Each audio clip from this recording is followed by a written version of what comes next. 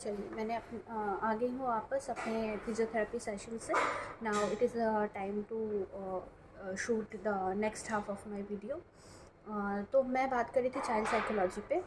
तो देखिए जो एज चाइल्ड का होता है ना, the age when this your child starts to express himself और herself towards you till they enter into the time of the teenage, when they start taking responsibility of their emotions, जबकि वो आपको ज़्यादा बातें शेयर करना धीरे धीरे कम हो जाता है उनका, उस लेवल तक जब आते हैं then it is the ball is in your court. जिस तरीके का फाउंडेशन आप अपने बच्चे के लिए रेडी करेंगे, उसका फाउंडेशन जैसे रेडी होगा, उसका इमोशनल ग्रोथ, इमोशनल लाइफ उसी पे बेस होगा। You can help your child to be a emotionally strong person throughout his life if you take care of the emotions of your child when they start expressing it. तो जब भी बच्चे का पहला emotion होता है, जब they hurt in the sense they are physically hurt. पहले इंटरनल हर्ट बच्चों को इतना ज़्यादा होना शुरू नहीं होता है, फिजिकल हर्ट शुरू होता है। बच्चे चलते चलते गिर जाते हैं, उनको चोट लग जाती है, देन दे स्टार्ट क्राइंग। तो उस समय दो चीज़ें होती है, एक तो बच्चे आप मत रो, आप बड़े होना, आप बड़े हो गए होना, आपको क्यों रोना है, आप लड़के होना, लड़के नहीं रोते। तो ये सब चीज़ें भी जेंडर डिस्क्रिमिनेशन वहीं से स्टार्ट हो जाती है कि लड़के रोते हैं स्कूल में, मत रो, गर्ल्स रोते हैं, बॉयज़ रोते हैं। इस तरीके की बातें बहुत सारे सुनने को आते हैं और आते रहेंगे आगे भी, क्योंकि all of a sudden everything is not going to change. वो चेंजेस लाने के लिए मेंटली ग्रो करना बहुत ज़्यादा ज़रूरी है, उसके लिए सबको एजुकेटेड होना बहुत ज़्यादा ज़रूरी है। और sometimes education also from where you are grabbing your education is also important, because just a piece of paper, that is your degree, doesn't make you a educated person until and unless you are educated from your heart, you are educated from your mind, you are educated from your mentality. तो ये हमारी society में अभी भी ये चीज़ का आना अभी भी I think it's a long run process, it will take time. तो हम क्या कर सकते हैं, हम अपने अंदर का चेंजेस ला सकते हैं, हम अपने आसपास के जितने भी हम जिनको हम समझा सकते हैं हम उनको समझा सकते हैं। At a time we can start from 1 and 2 to 4 person and then धीरे धीरे सोसाइटी में चेंज आएंगे। अगर हमने कुछ स्टार्ट ही नहीं किया तो we will never able to get the change. और किसी भी चीज़ का आपको सुनते रहना, सहते रहना is not the solution. You should at least come forward and try. तो जब बच्चों को चोट लगती है, फर्स्ट वो आते हैं और आपको एक्सप्रेस करते हैं कि हमें चोट लगी है। हमको ना तो उनको ये बोलना चाहिए कि इट्स ओके, या फिर रो मत। First thing, everyone should support an individual to express his or her feelings. It is fine to express if you are feeling pain here. It is fine to express if you are hurt. जैसे बच्चों के लिए नहीं, बड़ों के लिए भी same चीज़ रहती है। आप अपने पार्टनर को भी, आपको बुरा लगे तो एक्सप्रेस कि हमें बुरा लगा है।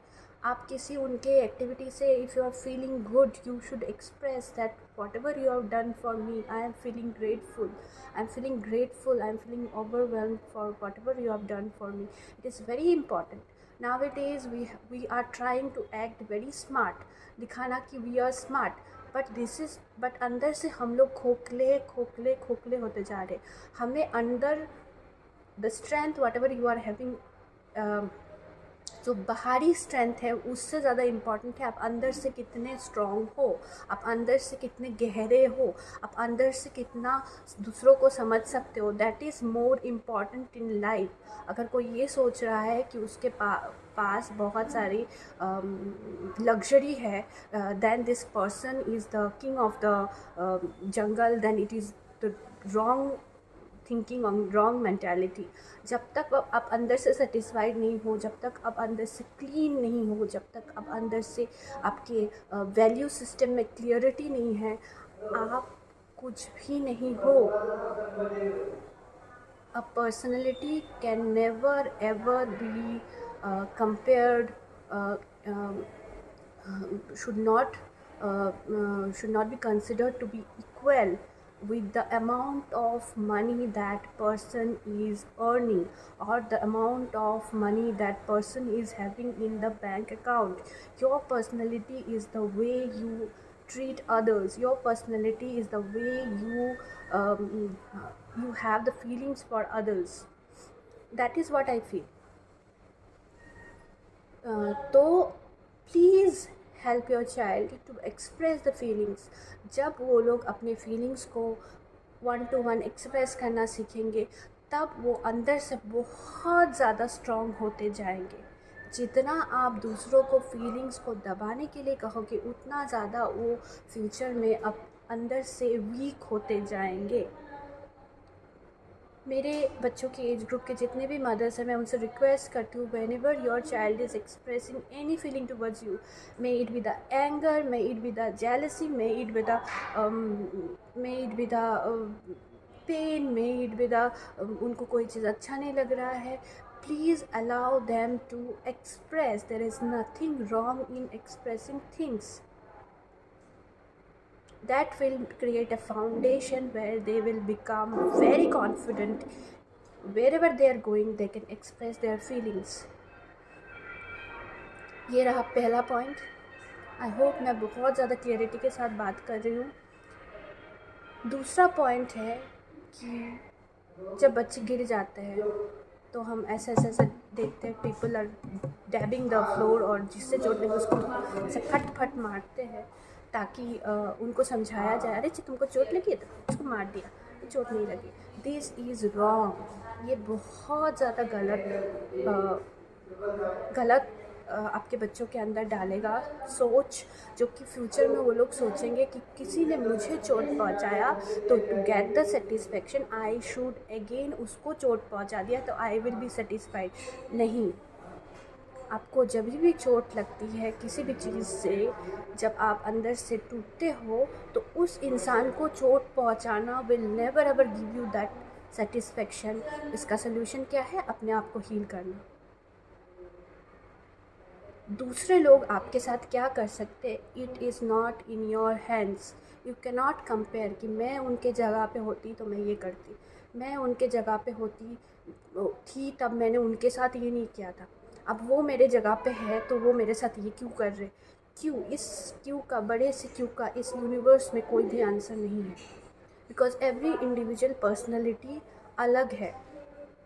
मैंने speech and signal processing lab में काम किया है इतने दिन, सो मैं जानती हूँ. जब हम लोग रिसर्च वर्क कर रहे थे speech and signal during my working phase in national institute of technology Silchar, तो मेरे साथ मेरे जो भी फ्रेंड्स हैं, वहाँ के कलीग्स हैं यहाँ पे, अगर मेरे वीडियो फेसबुक में देख रहे हैं तो they will also connect with me कि हमने एक स्पीच को इतने वॉइस इनपुट सिग्नल्स जो होते हैं उनको जब हम ब्रेक करते थे, कोई भी एक इंसान का दूसरे इंसान से स्पीच के वेरिएशन, मतलब कितना वेरिएशन है हमारे आवाज़ में ही, इतने माइन्यूट वेरिएशन एक दूसरे के साथ है. तो हम ये कैसे एक्सपेक्ट कर सकते हैं कि हमारा सोच, हमारा अंतरात्मा में हम जैसे है दूसरा इंसान वैसा ही होगा. दूसरा इंसान वैसा नहीं होगा. You can not expect. अगर आप एक्सपेक्ट करते हो कि आपके जैसे सब है तो वो यहीं पे आप गलत हो. तो हम क्या कर सकते हैं, हम अपने बच्चों को ये सिखा सकते हैं कि आपको चोट लगी है, इसका ये सलूशन है. आप सबसे पहले आके बताओ कहाँ चोट लगी है, हमें बताओ, हमारे पास सब चीज़ का सलूशन है, माँ के पास सब चीज़ का सलूशन है. हम आपको मेडिसिन अप्लाई कर देंगे and you will be absolutely fine in few hours और इन 1 or 2 days. चोट लगेगी आपको उठना पड़ेगा, आपको मेडिसिन अप्लाई करना पड़ेगा, आपको अपने आप के लिए हील होना पड़ेगा. और दूसरी चीज़ कि आपको नेक्स्ट टाइम सेम जगह से चोट ना मिले उसके लिए आपको अवेयर होना पड़ेगा. अगर आपने यहाँ से जंप किया इसकी वजह से आपको चोट लगी तो next time you should not jump. जब भी आप जंप करोगे आपको चोट लगेगी. तो डैबिंग the floor or hurting the place from where your children are getting hurt is not the solution. This will pass wrong information to them और पूरे लाइफ यही करते रहेंगे. अच्छा तुमने मुझे चोट पहुंचाया, अब मैं तुमको कैसे चोट पहुंचाऊँ. तो मैं क्या करूँ, मैं उस पॉइंट का इंतज़ार करूँ जब तुम चोट खाने लायक हो जाओ, मैं तुमको ऐसा चोट पहुँचाऊँ कि तुम तितर बितर हो जाओ। तो किस तरीके का सोच ये आप अपने बच्चों को दे रहे हैं? मेरे बातों पे गौर करना। तो I hope I will make more videos, छोटा छोटा करके बनाऊँगी, क्योंकि ज़्यादा बड़े वीडियोज़ बनाने से आपको भी बोरिंग लगना लगेगा। अगर आपको मेरा ये वीडियो अच्छा लगा, अगर आपने थोड़ा सा भी मेरे साथ कनेक्ट किया, तो प्लीज़ एक लाइक कर दीजिए, एक कमेंट कर दीजिए, क्योंकि आपका लाइक और आपका कमेंट सही में मेरे वीडियोज़ को और बनाने में मुझे इंस्पायर करेंगे। अगर एक जन 2 जन भी मुझे अप्रिशिएट करें, जो लोग मुझे प्यार करते हैं, तो मुझे बहुत अच्छा लगेगा।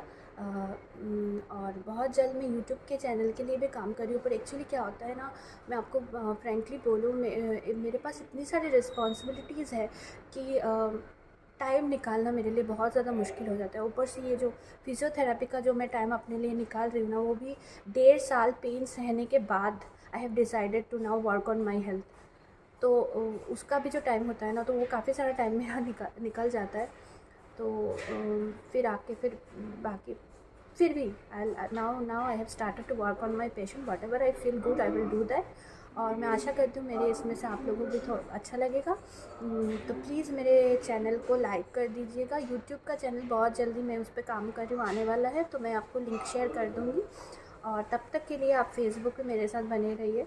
और अगर मेरे वीडियोज़ को आप थोड़ा सा भी पसंद आता है तो प्लीज़ लाइक कीजिए और कमेंट कीजिए, और मुझे आइडिया दीजिए किस टॉपिक पे आपको और वीडियोस सुनना है।